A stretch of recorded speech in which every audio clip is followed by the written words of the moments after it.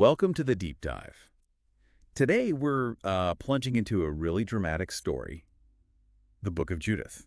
It's a powerful one. Yeah, and if you're looking to understand, a significant piece of historical cultural work without getting bogged down in dense academic stuff, this is for you. Absolutely. Think of this as your way in, a way to grasp the essentials of a text that's really captivated people and, frankly, stirred up debate for centuries.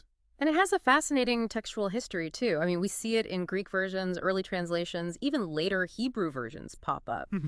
And this variety, it's not just some dry historical footnote. It actually tells us a lot about how the story was understood, how it was passed down through different communities, different times. Okay, let's unpack this then. Our mission today is pretty clear. Get a solid handle on the core story of Judith, Right. explore its historical setting, and maybe we should put like mental quotation marks around historical for reasons we'll get into. Good point. Yeah. And ultimately figure out why this particular story has resonated so powerfully for so long. Exactly. We want to give you that key understanding, what it's about, why it matters, what makes it so compelling, without getting lost in the weeds of overly technical details. Perfect. So let's dive right in. The core narrative.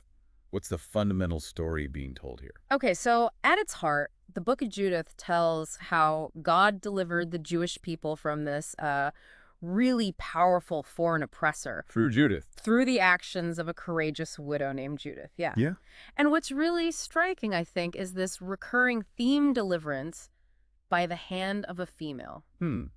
Interesting phrasing. The text really emphasizes it. It almost echoes the powerful hand of God we see, back in the Exodus story. It suggests this pattern of divine intervention, often through unexpected people. So it's not just about her bravery alone. It's framed bigger than that. Precisely. It's within this larger context of God acting.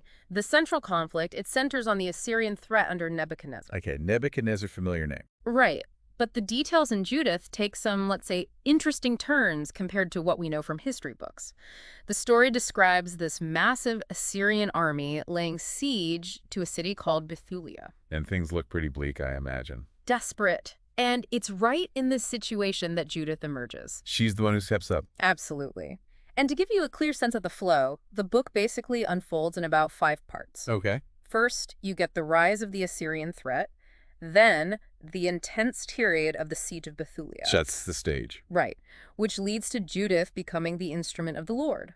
The 4th part details Judith goes out to war, her mission. Okay. And finally, you have the triumphant victory and thanksgiving.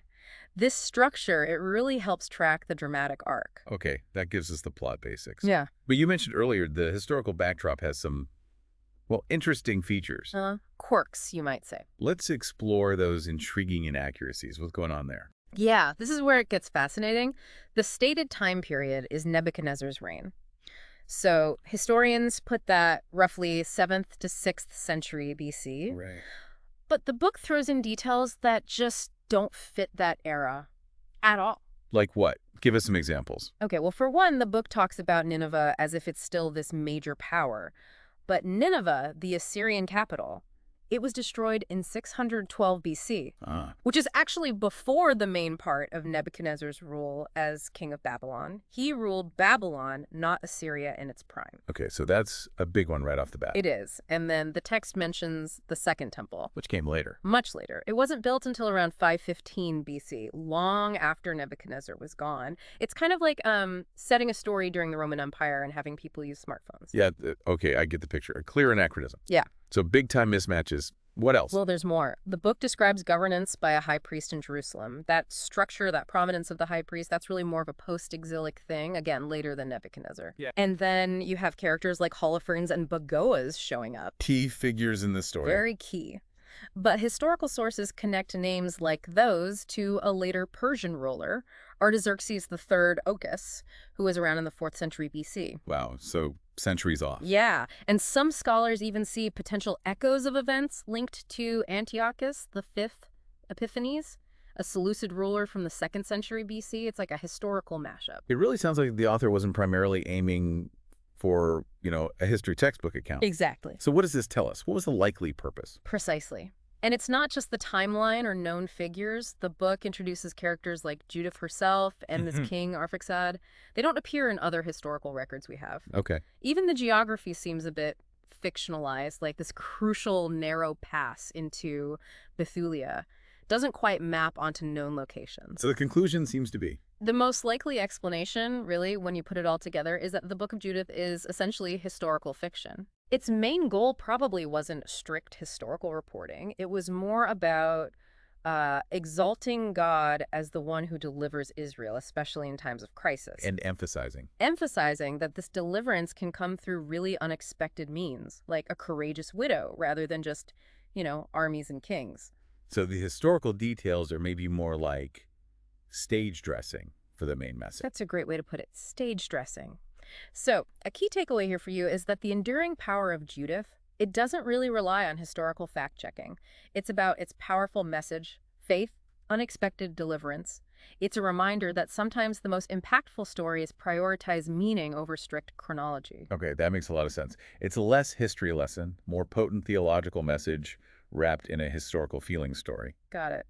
Now, how was this story received, given these historical liberties? Was it just accepted everywhere? That's a really good question, and the answer is it's complicated. Interestingly, the early rabbis, they actually chose not to include Judith in their scriptural canon. Oh, why was that? The exact reasons are debated, but the historical issues might have played a part, maybe questions about its origins. And this view, the rabbinic exclusion, was largely adopted by the Protestant Reformation much later on. So in those traditions, it's not considered scripture in the same way. Right. It held maybe a somewhat less central position, or was seen as edifying literature, but not canonical. But it wasn't just dismissed everywhere. Oh, not at all. Quite the opposite in some circles. The early church, for instance, held the Book of Judith in very high regard. Oh, how so?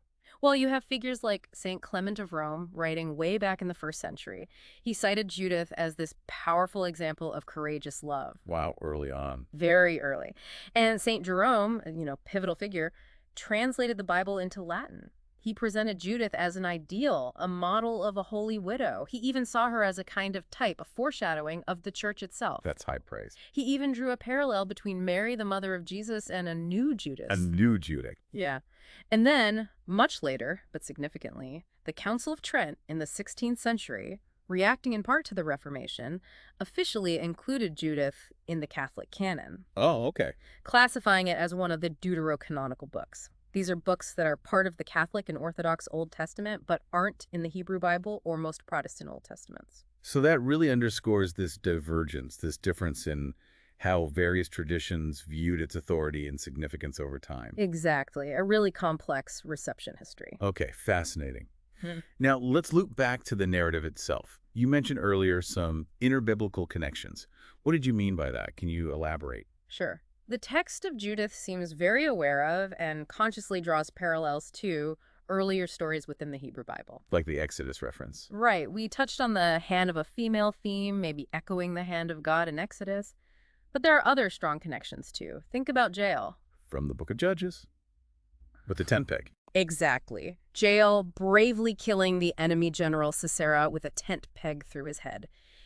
You see a similar kind of decisive, perhaps shocking action against an enemy leader in Judith's story when she deals with Holofernes. So there's this thematic link, women taking bold, even violent action to save their people. Precisely. And you can also look at Deborah, another figure from Judges. She's described as judging Israel during a military crisis, essentially leading them. Okay. Judith, in her own way, steps into a very similar role, leadership, deliverance, in a time of war when the male leaders are, frankly, faltering. Interesting parallel. Any others? Well, maybe even Sarah, the matriarch. Her beauty, remember, led to tricky situations with foreign rulers, but ultimately things worked out for the benefit of her family and, the future of Israel. Ah, I see. A woman's actions, sometimes involving her appearance or cleverness, playing a key role in the divine plan. Kind of, yeah. It's about God working through these individuals in surprising ways. These are really cool connections, and I think you mentioned her name itself is significant. Yes, her Hebrew name, Yehudit. It basically just means Jewish woman or Jewess. That's simple. That's simple, which kind of emphasizes her role as this representative figure. She almost embodies the strength, the piety, the resilience of the Jewish people facing annihilation. Wow. Okay. And the book isn't just plot, right? You mentioned literary techniques. Oh, definitely. It's actually quite rich in literary devices. Adds another layer of depth, I think. Can you give us an example? What should we look out for? One of the most effective techniques is the use of double entendre and irony, especially in Judith's conversations with Holofernes. Ah, when she goes into his camp. Exactly. For instance, when she talks about leading him through Judea to Jerusalem. Sounds like she's offering to betray her people. On the surface, yes, it sounds like she's offering him a pathway to military victory. But the underlying irony, the hidden meaning, is that she will lead him to Jerusalem. As a corpse. Well, his head will end up on the walls of Betulia, near Jerusalem. So she does lead him there, just not how he expects. That's brilliant. Darkly brilliant. It is, and even how she repeatedly calls him my lord. It's a polite form of address, sure, but it's masking her deadly intent. There's this constant layer of hidden meaning. It almost makes you wonder, going back to the history thing, if the author was intentionally using those historical mix-ups, those anachronisms, to maybe signal that this isn't literal history, but something more symbolic. That's a very plausible reading. Using the slightly off historical details to cue the reader that the deeper meaning lies elsewhere, in the theology and the character interactions, perhaps using irony to underscore God's ultimate control over arrogant human power. That adds a whole new dimension to appreciating the text. It's not just an action story. There's real artistry there. Okay, so finally, before we wrap this up, what's been the lasting impact? Does this book still matter? Oh, absolutely. The Book of Judith has had a huge and enduring impact. It's inspired liturgists, artists, painters, sculptors, writers, composers for centuries. You see her image a lot in art history, right? Countless depictions, often portrayed as this symbol of courage, of faith, sometimes righteous defiance against overwhelming power, against tyranny. This really broad cultural resonance just speaks to the narrative's power and the themes it explores. They still hit home.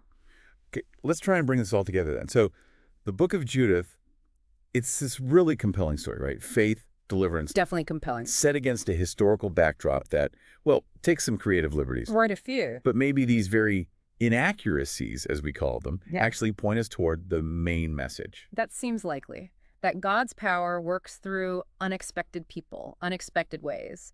In this case, a courageous woman when all seemed lost. So, despite the historical complexities, maybe because of them in a way, the story's power is really in its theological weight, its literary artistry. Exactly. It explores these big themes: faith, courage, how divine help shows up. And thinking back to that textual history we mentioned, that variety is important too. It shows the story wasn't static. Different communities, different eras, they understood it, they passed it down in slightly different ways, different versions, emphasizing different aspects. And that whole process influences how we encounter it today. This whole deep dive into Judith, it really highlights how stories, even the ones that blend history and fiction, can just profoundly shape religious understanding, cultural memory. It makes you think about the power of narrative itself, doesn't it? It really does. And maybe that leaves a question for you, the listener, to think about. How does this focus on an individual's courage? You know, facing these seemingly insurmountable odds like Judith did.